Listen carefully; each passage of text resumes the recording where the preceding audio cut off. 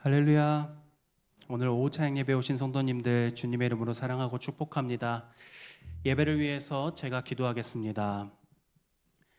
찬양과 영광받기에 합당하신 아버지 하나님, 오늘도 우리가 주님을 예배하게 하여 주셔서 감사드립니다.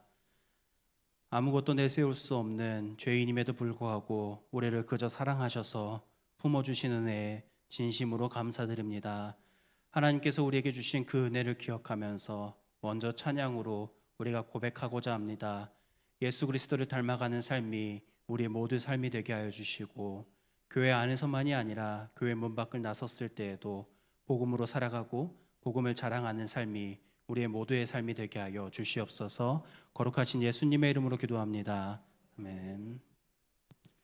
우리 빈들의 마른 풀같이 함께 찬양하겠습니다.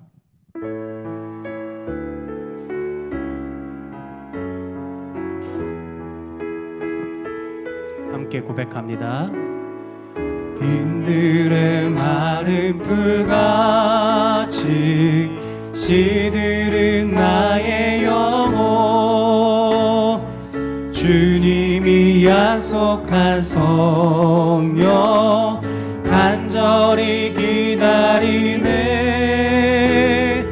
가물어 메마른 땅에 단비를 내리시듯 성령의 단비를 부어 새 생명 주옵소서. 반가운 빗소리, 반가운 빗소리 들려 산천이 춤을 추네. 봄비로 내리는 성령 내게도 주옵소서. 가물어 메마른 땅에 단비를 내리시듯 성령의 단비를 부어 새 생명 주옵소서. 절 따라 우로를 내려 조목이 무성하니 갈급한 내 심령 위에 성령을 부소서. 가물어 메마른 땅에 단비를 내리시듯 성령의 단비를 부어 새 생명 주. 가물어 메마른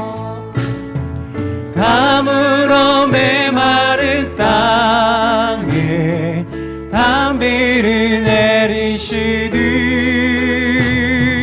성령의 단비를 부어 새 생명 주. 참되신 사랑의 언약 어길 수 있사오랴. 오늘의 흡족한 은혜 주실 줄 믿습니다. 가물어 메마른 땅에 단비를 내리시듯 성령의 단비를 부어 새 생명 주. 가물어 메마른 땅에 단비를 내리시듯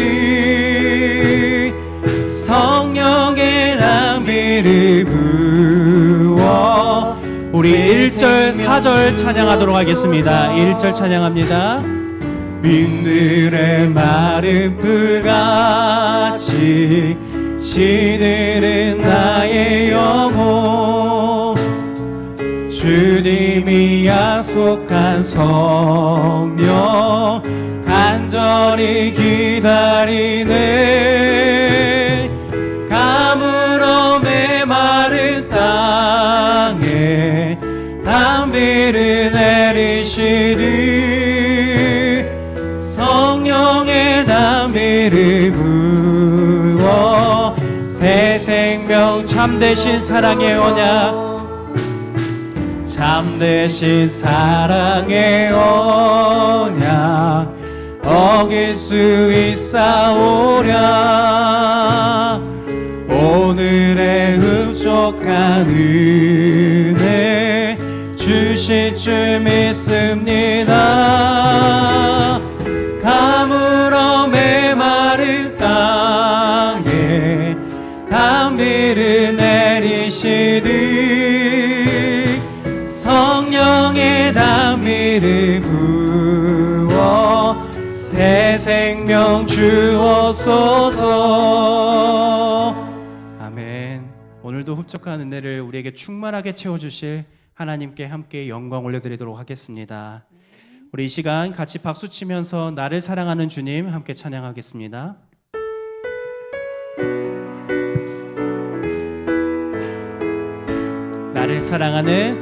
나를 사랑하는 주님 나를 위해 죽으시고 부활 승천하시어서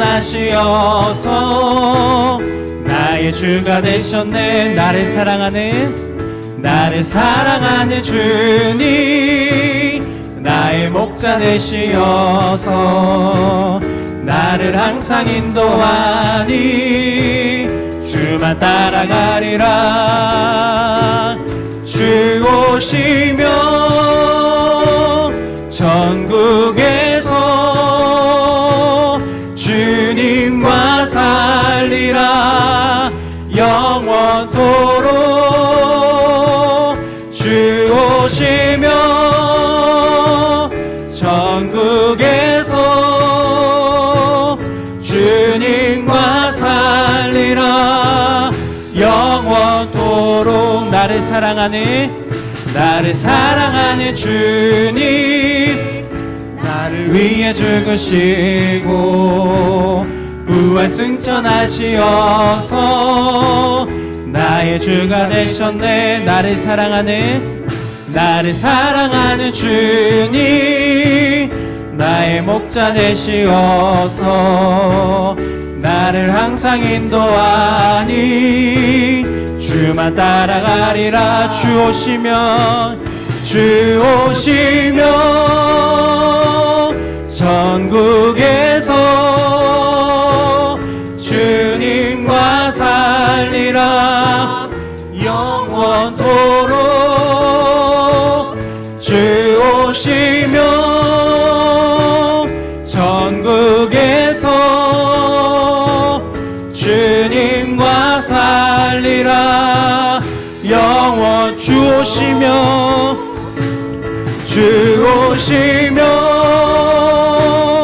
천국에서 주님과 살리라 영원토록 주 오시며 천국에서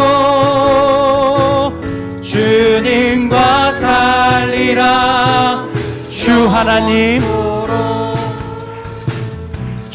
하나님 독생자 예수 날 위하여 오시었네 내 모든 죄 다 사하시고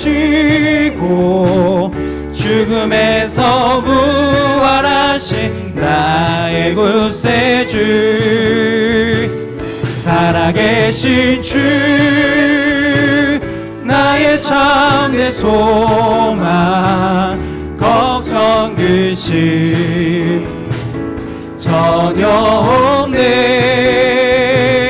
사랑의 주내 갈 길 인도하니 내 모든 삶의 기쁨 내 충만하네 주 안에서 거듭난 생명 도우시니 주의 사랑 참 깊은 기쁨과 확신 가지고 예수님의 도우심을 믿으며 살리. 살아계신 주 나의 참된 소망, 걱정 근심 전혀 없네. 사랑의 주내 갈 길 인도하니 내 모든 삶의 기쁨 늘 충만하네. 그 언젠가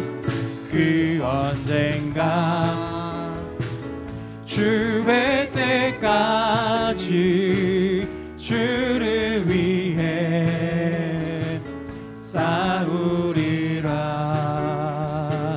승리의 길 멀고 험해도 주님께서 나의 앞길 지켜주시리.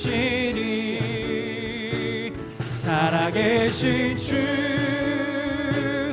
나의 참된 소망, 걱정 근심 전혀 없네. 사랑의 주내 갈 길 인도하니 내 모든 삶의 기쁨 늘 충만하네. 아멘. 우리 성도님들의 삶 가운데에 예수 그리스도의 사랑이 늘 충만하길 소망합니다.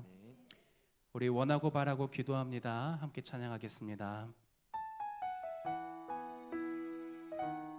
우리 시간이 찬양을 고백하면서 하나님의 비전이 나의 비전이 되고 예수님의 성품이 나의 인격이 되도록 함께 고백하기 원합니다. 이 세상을 살아가는 동안에 나의 힘을 의지할 수 없으니 기도하고 낙심하지 말 것을 주께서 참 소망이 되심이라.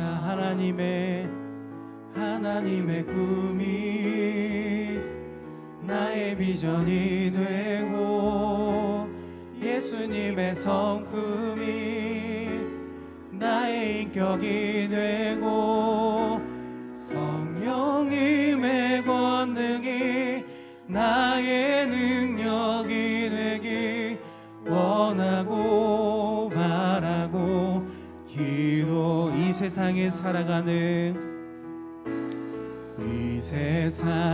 살아가는 동안에 나의 힘을 의지할 수 없으니 기도하고 낙심하지 말 것을 주께서 참 소망이 돼. 주의 길을 걸어가는 동안에 세상에 것 의지할 수 없으니 감사하고 낙심하지 말 것을 주께서 참 기쁨이 되심이라. 하나님의 꿈이 나의 비전이 되고 예수님의 성품이 나의 인격이 되고 성령님의 권능이 나의 능력이 되기 원하고 바라고 기도. 하나님의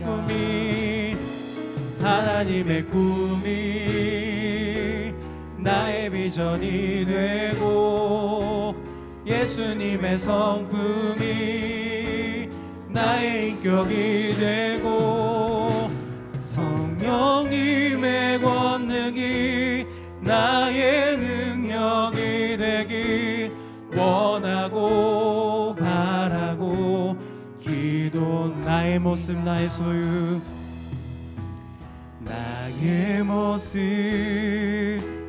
나의 소유, 주님 앞에 모두 드립니다. 모든 아픔 모든 기쁨 내 모든 눈물 받아주소서. 나의 생명을 드리니 주 영광을 위하여 사용하옵소서. 내가 사는 날 동안에 주를 찬양하며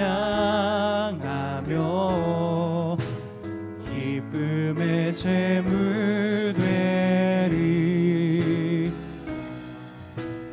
나를 봐. 우리 처음부터 다시 한번 찬양하기 원합니다. 나의 모습 나의 소유, 나의 모습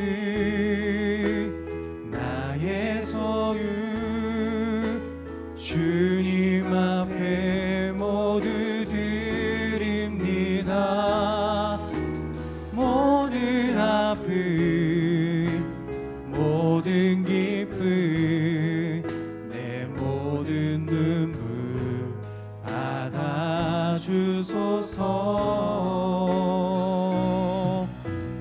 나의 생명을 드리니 주 영광을 위하여 사용하옵소서.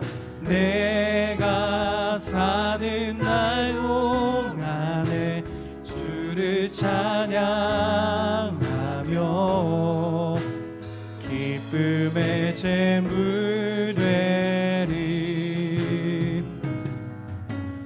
나를 받아 나의 생명 나의 생명을 드리니 주 영광을 위하여 사용하옵소서. 내가 사는 날 동안에 주를 찬양하며 기쁨의 제물 되리. 나를 받아주소서.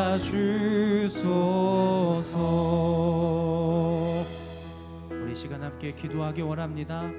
우리가 찬양을 통해 고백한 것처럼 예수님, 우리가 이 주님을 닮기 원합니다.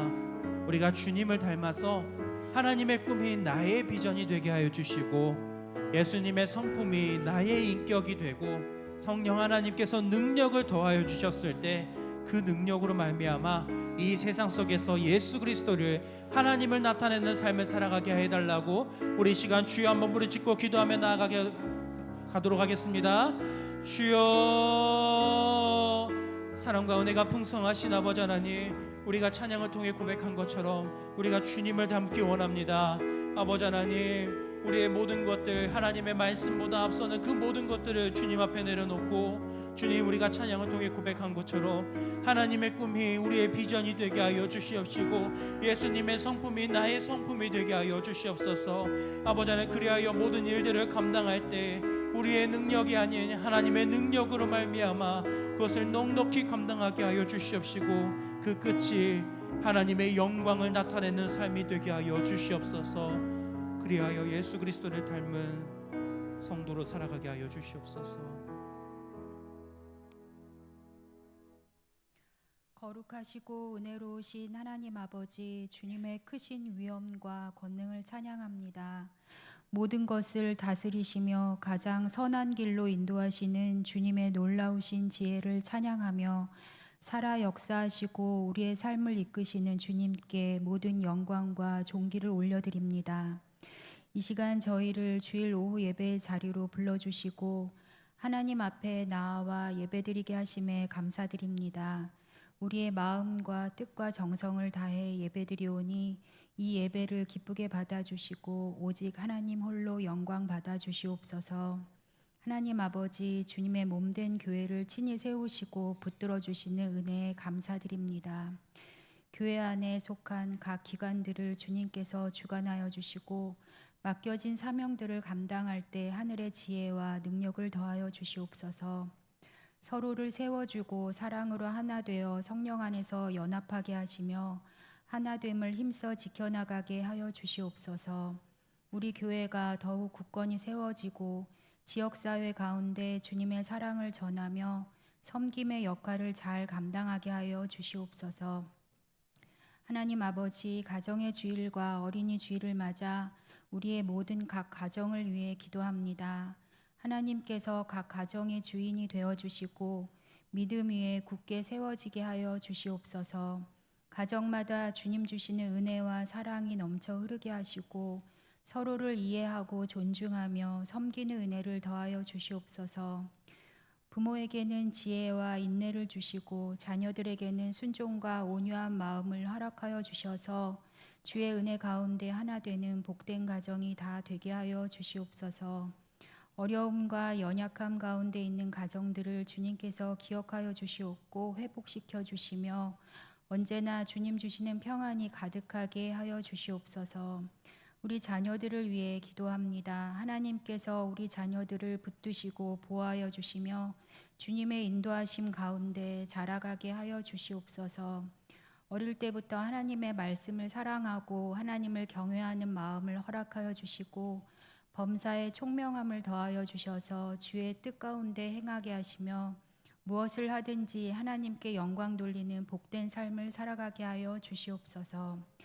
이 시간 말씀을 전하시는 목사님께 성령의 충만함과 능력을 더하여 주시고 전하시는 말씀을 통해 우리의 영이 더욱 새로워지며 삶이 변화되는 은혜가 있게 하여 주시옵소서. 이 모든 말씀 우리 주 예수 그리스도 이름으로 기도드립니다. 아멘.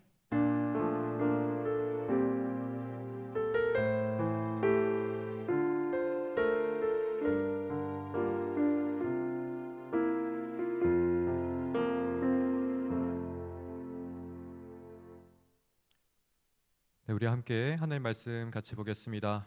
에베소서 6장 4절 말씀입니다. 신약 성경 316면에 있습니다.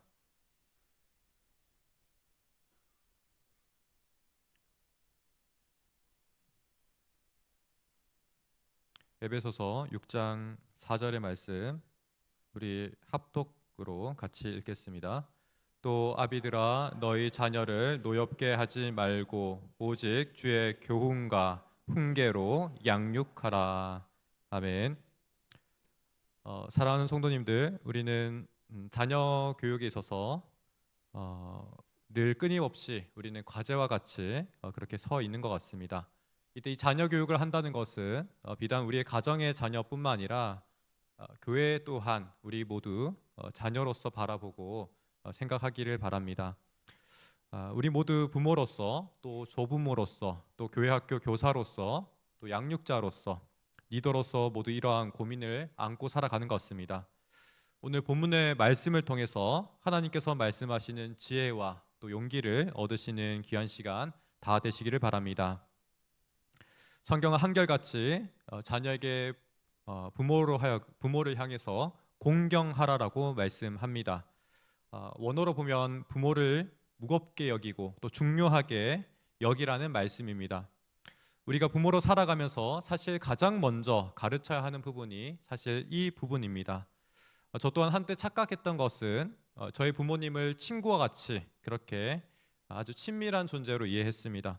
언제나 나를 든든하게 지지해 주시는 분, 또 나의 속사정을 다 아시고 또 내가 속사정을 거리낌 없이 말씀드릴 수 있는 분, 이렇게 이해를 했습니다.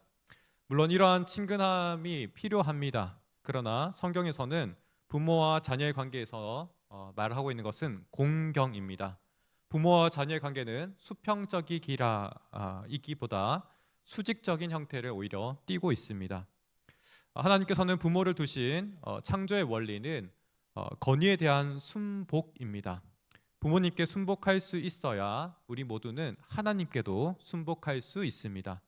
또 반대로 하나님께 순복한다고 하면서 정작 우리는 부모님께 순복하지 못한다면 그것은 진정한 의미에서 하나님께 순복하는 것이 아닙니다. 즉 우리는 부모로서 우리의 모든 위치를 이러한 부모로서의 위치를 자각한다면 우리는 자녀들에게 또 교회학교 학생들에게 또 연약한 사람들에게 하나님을 반영하는 사람으로서 우리가 서 있음을 기억해야 할 것입니다. 그래서 우리는 한마디 한마디에 있어서 또 우리의 어떤 행동에 있어서 대단히 하나님을 드러내는 그런 중요한 존재라는 것을 또한 기억하는 시간 되기를 소망합니다. 이를 뒷받침하는 부분에서 먼저 10계명의 위치를 우리가 한번 생각해 보기를 원합니다. 제5계명이 바로 부모 공경에 대한 계명입니다. 이 계명은 사람들을 향한 계명의 첫 번째로 우리가 이해하기 쉽지만 오히려 하나님을 향한 권면의 하나님을 향한 계명에 뒤이어지는 계명으로 이해하는 것이 옳습니다. 그래서 두 돌판에 우리가 10계명을 기록했다 할 때 같은 내용을 두 번 기록했다 이런 관점도 있지만 혹자는 이 네 가지 계명에 더불어서 맨 끝에 기록되었을 것이다 이렇게 보기도 합니다. 그 이유는 무엇이겠습니까? 바로 이 부모라는 존재가 하나님을 드러내는 존재, 자녀들로 하여금 하나님을 깨닫게 하는 그러한 이 땅의 귀한 교사이자 또 하나님을 나타내는 그러한 친밀한 존재라는 것을 우리에게 말하고 있습니다. 그래서 사실 자녀의 의무보다 성경에서 훨씬 더 중요하게 강조하는 것은 부모의 역할입니다. 성경에서는 부모에게 주시는 계명이 많지 않다 우리 이렇게 생각할지 모르겠습니다. 10계명에서 특별히 부모에게 주시는 계명이 없는 것처럼 보이기도 합니다. 그러나 김지찬 교수님 같은 분들은 이 10계명을 원래 누구에게 주셨냐라고 할 때 사실상 가장 힘 있는 사람들에게 주어졌다라고 말합니다. 현대로 말한다면 40대, 50대 남성 가장들에게 주셨을 것이다 이와 같이 말합니다. 그러하기에 하나님의 모든 명령은 사실상 부모로 살아가는 이들에게 주셨다라고 해도 그렇게 가정해도 우리가 전혀 이상하지 않습니다. 이러한 말씀들이 신명기 6장 4절에서 9절에 우리 너무 잘 알고 있죠. 이스라엘아 들어라 라고 말씀하시면서 우리의 일상의 생활과 우리의 모든 삶에 하나님의 말씀을 체화하듯이 마치 우리가 습관적으로 하나님의 말씀을 듣고 익히고 또 살아가는 모든 것을 명령하고 있다라고 우리가 이해할 수 있습니다. 먼저 아버지들에게 부모들에게 그와 같은 삶을 살아가라고 우리에게 말씀하고 있고 또 그와 동시에 자녀들에게 가르치라고 말씀을 하고 있습니다. 우리가 누워 있다 할지라도 우리가 길을 간다 할지라도 항상 하나님의 말씀을 기억하며 또 그 말씀을 자녀들에게 강론하라고 가르치라고 말씀하고 있습니다. 물론 이 가르침은 단순히 말로만 하는 것이 아니겠지요. 우리 삶으로 자녀들을 가르치라고 말씀하고 있습니다. 사랑하는 성도님들, 하나님께서는 사실 이처럼 우리가 더 성장하여서 우리 모든 성도들이 영적인 부모와 같이 영적인 장성한 분량으로 자라기를 간절히 바라십니다. 말씀을 숨쉬듯이 묵상하고 삶에서 실천하면서 삶으로 우리 주변에 또한 전하기를 간절히 원하십니다. 이것이 우리의 사명임을 깨닫고 우리 모두 영적인 부모로 다 서시는 귀한 성도님들 다 되시기를 바랍니다. 사실상 이러한 부모의 역할은 하나님께서는 아무것도 하지 않으신 채 우리에게 부여한 혹독한 사명처럼 이해할지도 모르겠습니다. 그러나 결코 그렇지 않습니다. 오히려 하나님께서 먼저 우리를 자녀로 대하셨고 또한 진정한 부모로서 우리에게 이미 그 모범의 모습을 다 보이셨습니다. 그리고 이제 우리에게 그 역할을 위임하시고 책임과 더불어 권한 또한 주셨다라고 우리가 이해할 수 있습니다. 이는 성경을 창세기부터 우리가 자세하게 본다면 그 이야기가 마치 하나님의 가정사와 같이 우리가 생각할 수 있습니다. 우리는 먼저 하나님의 형상을 따라서 지음을 받았습니다. 결국 하나님께서 우리를 낳으셨다 해도 우리가 무방하다라고 말할 수 있겠습니다. 성경을 보면 하나님을 끊임없이 우리로 하여금 아버지라고 이야기하기도 합니다. 신약에서 그렇게 말하는 것이 아니라 구약에서 이미 그러한 생각들을 우리에게 가르쳐 주셨습니다.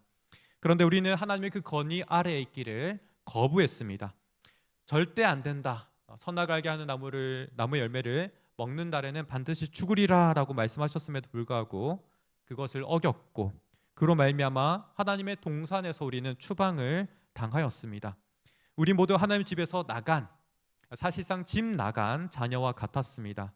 그런 우리로 하여금 하나님께서는 포기하지 않으시고 예수 그리스도께서 친히 우리를 찾아와 주시고 독생자의 그 유일하신 기업을 우리와 나누어 주셨습니다. 우리의 불순종과 수치는 예수 그리스도께서 다 가져가시고 예수님의 생명과 의로우심을 우리에게 반대로 나누어 주셨습니다. 그러하기에 폴 트립이라는 목사님께서는 완벽한 부모는 없다라는 책에서 자녀는 기본적으로 이와 같이 집 나간 하나님을 알지 못하는 상태에서 우리가 하나님께로 이끌어가는 것이라고 이야기합니다. 그렇기 때문에 이 자녀들은 기본적으로 하나님께 순종하지 못한다라고 이야기합니다. 하나님과 관계가 단절된 한 영혼을 결국 하나님께 돌아오게 하는 것이 자녀 양육이다라고 이와 같이 말합니다. 그 이유는 자녀와 기본적인 소통에 있어서 우리가 자녀가 순종하지 않는 것을 단순히 기본적인 소통의 문제가 아니라 궁극적으로는 하나님께 이 자녀들이 순종하지 못하기 때문에 우리의 말에도 순종하지 않는 것입니다. 저 또한 이 말씀을 비춰서 저희 삶을 돌아본다면 정말 맞는 말씀입니다. 저희 부모님 또한 먼저 감사하게도 믿음을 가지시고 살아가셨는데 대부분 저를 향해서 사랑하시고 또 하나님의 말씀에 입각해서 옳은 말씀을 저에게 말씀해 주셨는데 돌아보면 제가 하나님을 잘 알지 못했기 때문에 불순종한 삶이 너무나 많았습니다. 이 말씀을 먼저 드리는 이유는 뭐냐면 우리의 궁극적인 부모님이 사실상 하나님이시김을 우리가 깨닫기를 간절히 소망하기 때문입니다. 진정한 부모가 내가 아니라 사실상 하나님께서 우리 자녀를 붙잡고 있다는 것을 깨달을 때에 우리 부모들에게도 진정한 자유가 임하는 줄 믿습니다. 물론 그렇다고 하여서 하나님께 모든 양육의 책임을 맡기라는 말은 결코 아닙니다. 다만 우리가 최선을 다했음에도 불구하고 여전히 자녀가 어긋나는 그리하여서 우리에게 큰 아픔을 주는 그런 상태에 있다면 그 이유는 궁극적으로 자녀가 하나님을 향해서 여전히 아직까지 충분히 회심하지 않았기 때문에 그렇습니다. 자신의 힘으로 살아가려고 하고 자녀의 삶의 질서가 여전히 어긋나 있기 때문에 그러한 삶과 또 우리에게 아픔을 주고 있는 것입니다. 그런 의미에서 우리가 최선을 다했다 할지라도 여전히 하나님을 믿고 우리가 신뢰하며 나가는 모든 부모님들 또 조부모님들 되시기를 축복합니다.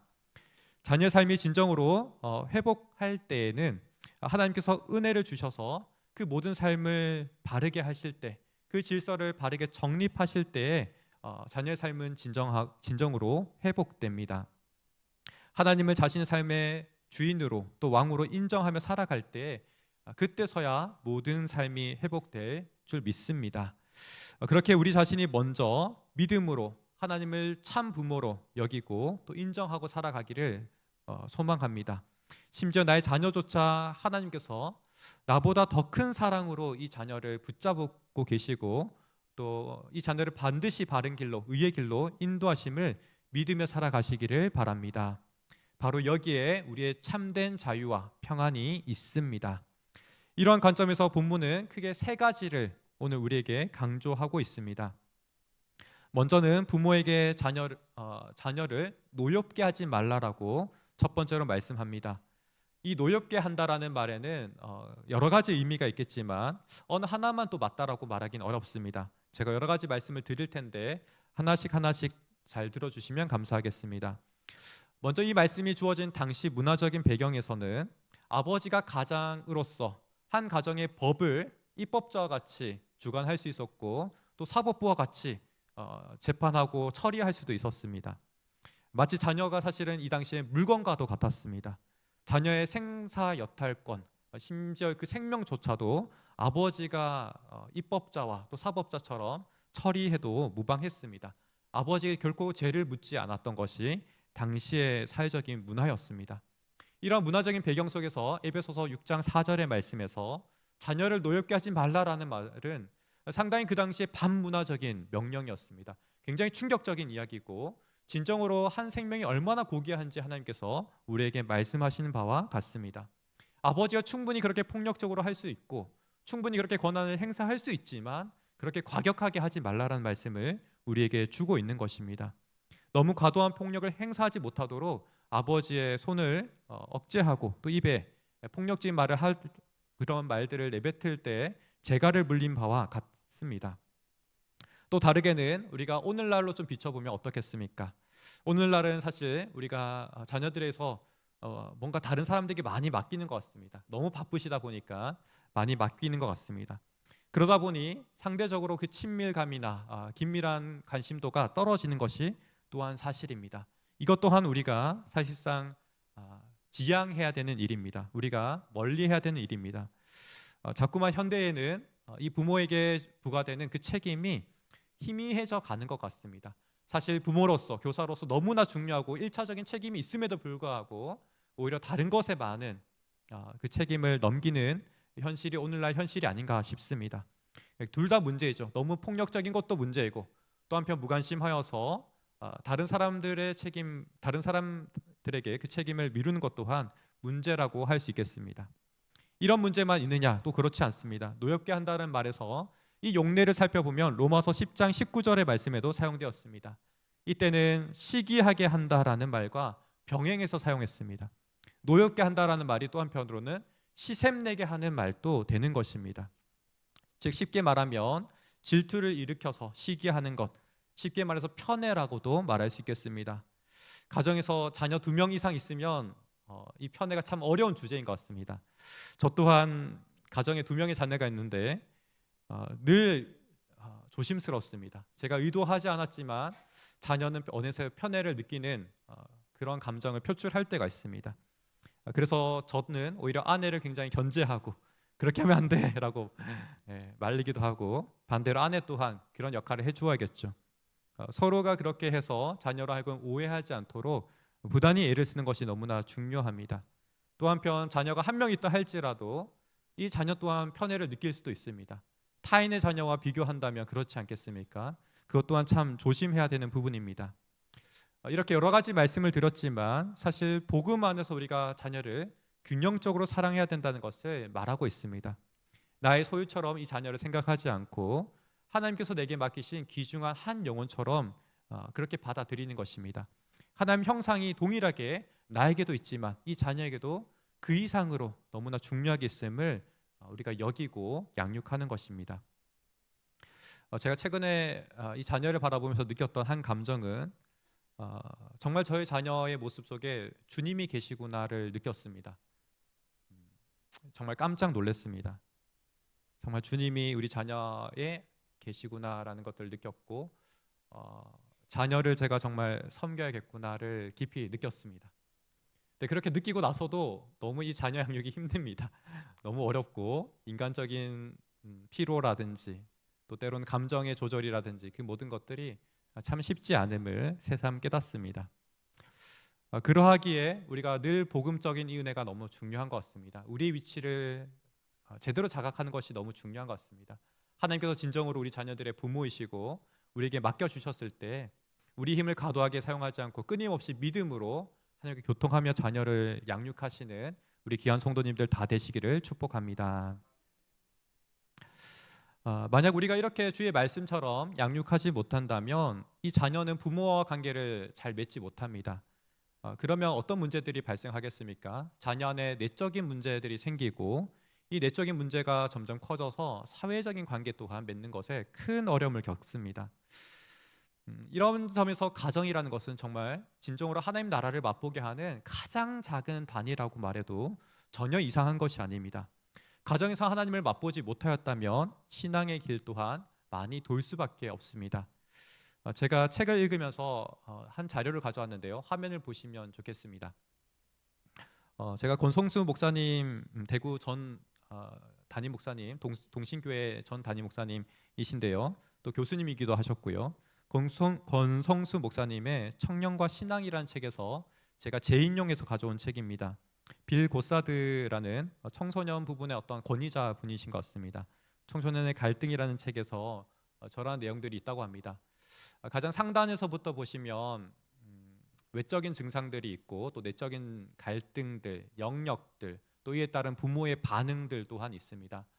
자녀와 먼저 대화가 단절됐을 때는 자녀의 그 속마음은 부모에게 상실감을 느꼈을 때 대화가 장절된다는 것입니다. 이것이 발생하는 영역은 가정의 영역이겠고요.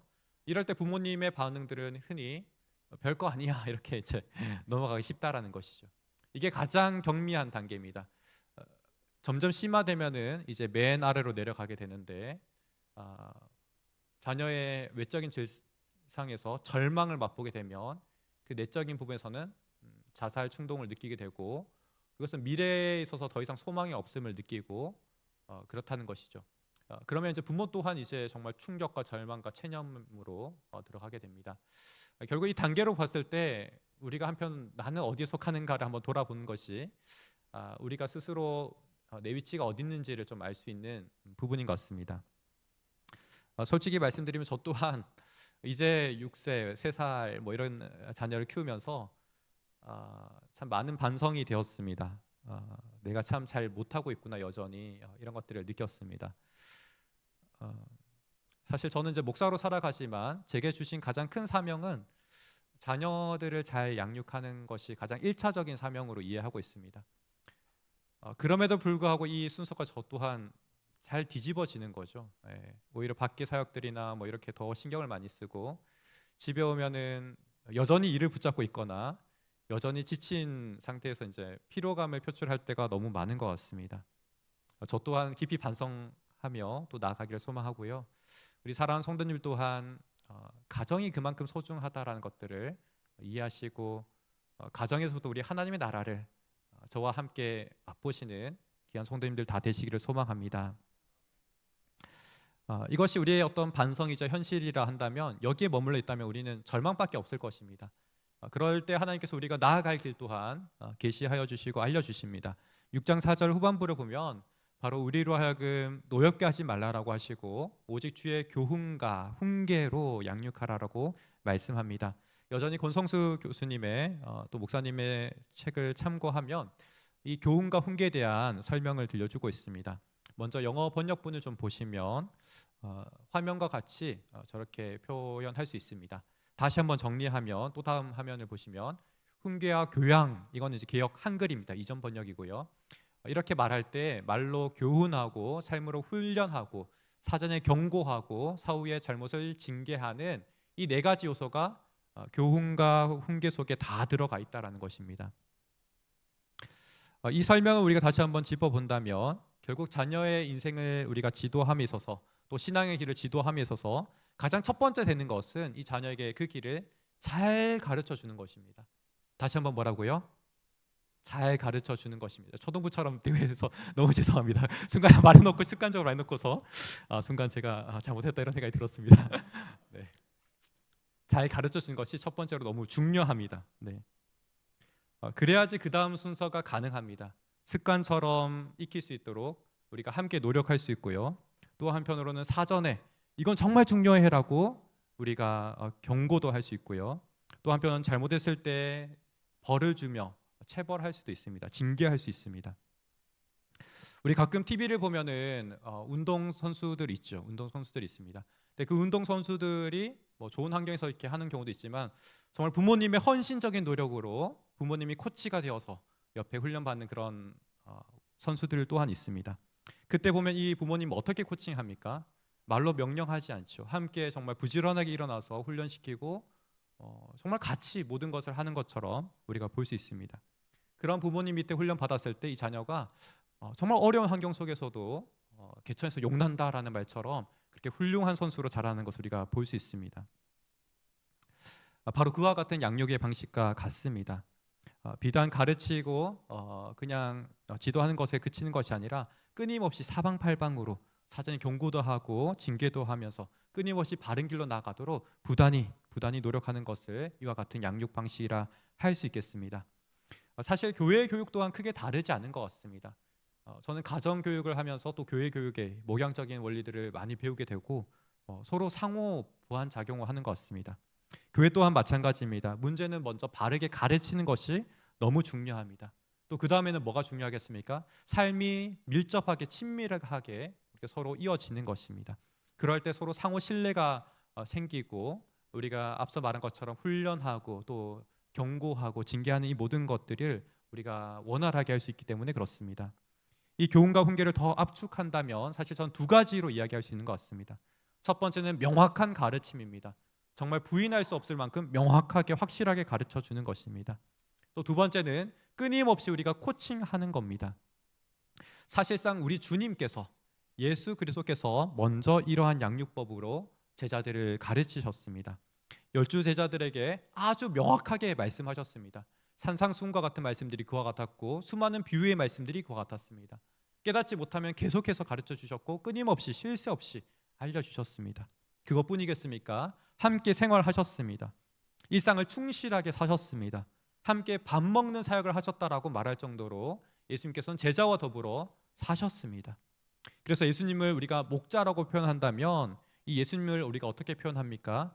예수님을 목자라고 표현하고 제자들은 양이라고 표현하면 이 예수님을 향해서 우리는 양 냄새가 가득히 풍기는 그런 목자라고 표현합니다. 그만큼 삶이 밀접했고 삶을 통해서 가르치시고 인도하셨습니다. 그리고 먼저 예수님께서 첫 번째로 철저하게 성부 하나님의 말씀에 100% 순종하셨습니다. 그리고 그 순종하신 삶을 통해서 제자들에게 가르쳤습니다. 그냥 가르치신 정도가 아니라 때로는 이 제자들에게 위임하시고 보내셔서 전도하게 하시고 사역들을 하게 하셨습니다. 훈련을 그와 같이 시키셨습니다. 더 나아가서 우리가 진정으로 순종할 수 있는 힘이 없을 때 우리를 위해서 대속하시고 성령 하나님을 우리에게 보내주셔서 우리 안에 내주하셔서 돕도록 하셨습니다. 그래서 우리의 진정한 지정의가 변화되어서 하나님께 순종할 수 없었던 자에서 이제는 순종할 수밖에 없는 자로 점점 이끌어 가십니다. 그러하기 때문에 우리 또한 사실 동일합니다. 예수님께서 이와 같이 하셨다면 우리 또한 동일한 방식으로 이 자녀들을 양육해야 될 줄 믿습니다. 어디까지나 내 방식이 아니라 주님께서 내게 맡기신 소중한 한 영혼과 같이 우리 자녀들을 양육하기를 소망합니다. 그리고 또한 주님의 방식 그대로 우리가 이어가며 이 자녀들을 양육하기를 소망합니다. 마지막으로 고린도전서 3장 6절에서 7절 말씀을 마치고자 합니다. 제가 한번 읽어드리겠습니다. 나는 심었고 아볼로는 물을 주었으되 오직 하나님께서 자라나게 하셨나니 그런즉 심는 이나 물 주는 이는 아무것도 아니로되 오직 자라게 하시는 이는 하나님뿐이니라. 아멘. 먼저는 하나님께서 우리의 궁극적인 부모 되십니다. 우리 또한 마찬가지고 우리가 양육하는 우리 자녀들 또한 동일합니다. 믿음으로 하나님의 손에 우리가 위탁드리고 또 우리에게 맡기신 우리 자녀들을 하나님의 방식으로 힘써 양육하기를 소망합니다. 그러할 때 우리에게 진정한 평안과 자유가 임하는 줄 믿습니다. 동시에 하나님께서 이 맡기신 자녀들을 먼저 우리 또한 주님을 사랑함으로 우리 자녀들 양육하기를 원합니다. 저는 그 원리가 예수님의 모습 속에 여전히 동일하게 있는 것 같습니다. 예수님을 배반하고 떠났던 베드로, 정말 3번 부인하고 도저히 수치스러운 가운데 죄책감 속에 다시 돌아오지 못했던 이 베드로를 예수님께서는 끝까지 찾아가셨습니다. 그리고 정말 그 수고하고 아무 것이 없는 그 공허한 삶 속에서 불을 피우시고 조반을 다시 한번 먹이시죠. 먹이신 그 사역, 또 밥 먹이신 그 사역을 하시면서 3번 물어보십니다. 네가 나를 사랑하느냐? 네가 나를 사랑하느냐? 네가 나를 사랑하느냐? 베드로가 3번 부인했고 예수님께서는 3번 다시 네가 나를 사랑하느냐 했을 때 베드로는 더 이상 자기를 믿을 수 없었습니다. 주님께서 나를 사랑하는 그 사랑을 내가 이제 부인할 수 없고 그 사랑을 내가 신뢰하기 때문에 내가 주를 사랑합니다라고 베드로는 대답합니다. 우리 또한 마찬가지입니다. 주의 그 사랑을 우리가 확실하게 우리가 믿고 의지하고 나아갈 때 우리 또한 이런 양육자로 설 수 있는 줄 믿습니다. 그럴 때 주님께서 어떻게 하십니까? 내 양을 먹이라, 내 양을 치라, 내 양을 먹이라 하십니다. 우리에게 그러한 주님의 풍성한 사역들, 우리 가정에서는 우리 사랑하는 자녀들, 또 손주들, 또 교회 학교에서는 우리 사랑하는 예쁜 교회 학교 자녀들을 향해서 우리 그러한 마음으로 품고 기도하기 원합니다. 우리 잠시 말씀을 기억하면서 하나님께서 내게 맡기신 한 영혼, 우리 가정에서 또 교회 학교 학생들을 위해서 하나님 내게 맡기신 바 내가 정말 주님의 마음으로 또 우리 자녀들을 양육하기 원합니다. 하나님 분명하게 주의 말씀을 가르치기 원합니다. 하나님 말씀에 입각하여서 하나님을 경외하는 우리 자녀들로 자라도록 내가 가르치기 원합니다.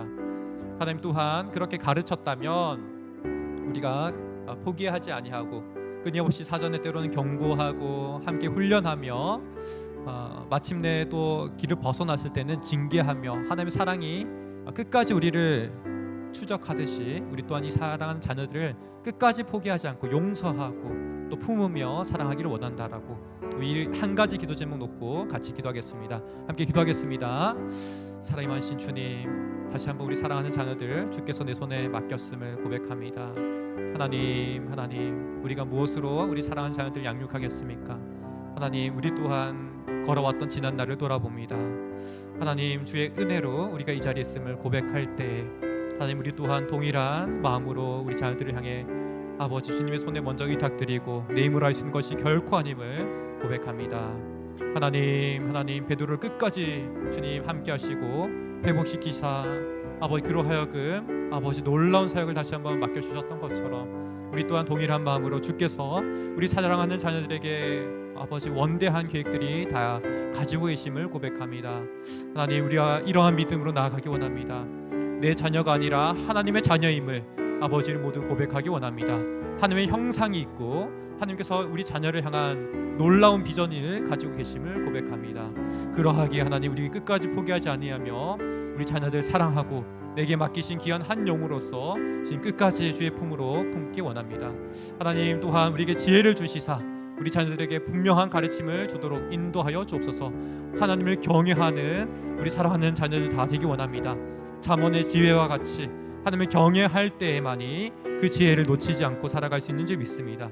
하나님, 우리에게 지혜를 주시사 우리 입술에 아버지 참된 말씀 증거할 수 있도록 도와주시고 또 삶으로 모범으로 하나님, 우리가 먼저 순종하여서 우리 자녀들 가르칠 수 있도록 인도하여 주옵소서. 하나님, 끊임없이 우리가 훈련하고 또 경고하며 하나님 징계까지 우리가 때로는 아끼지 아니하며 우리 사랑하는 자녀들을 하나님께서 맡기신 귀한 한 영혼으로 온전히 돌볼 수 있기를 원합니다. 하나님, 가정에도 우리 교회 학교에도 충만한 하나님 은혜를 허락하여 주옵소서. 사랑이 많으신 하나님 감사합니다. 하나님, 우리에게 한 영혼을 맡겨주심에 감사합니다. 우리부터 참 연약하고 또 부족한 자들임에도 불구하고 하나님 은혜로 지금까지 저희들을 이끌어 주셨습니다.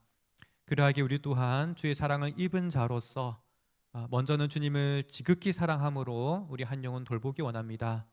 또한 하나님께서 내게 맡기신 귀한 사명이 있은즉 우리가 기도하고 말씀 보기를 게을리하지 아니하며 주님을 경외하는 자들로 다 성장하도록 하나님 우리가 힘쓰기 원합니다. 내가 최선을 다할지라도 여전히 부족합니다.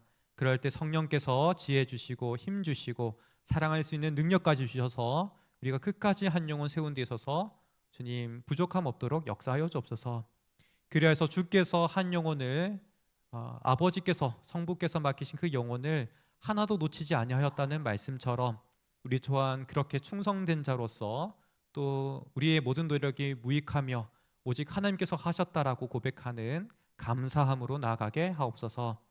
그리하실 하나님을 찬양하며 모든 영광 주께 올려드립니다. 감사드리며 우리 구주 예수 그리스도 이름으로 기도드립니다. 아멘. 이제는 우리 구주 예수 그리스도의 은혜와 성부 하나님의 사랑하심과 성령 하나님의 교통하심이 오직 주의 마음을 품고 우리에게 맡기신 한 영혼을 주님의 양육 방식과 주의 마음으로 돌보기를 소원하는 심령 위에 지금부터 영원토록 함께 있을지어다.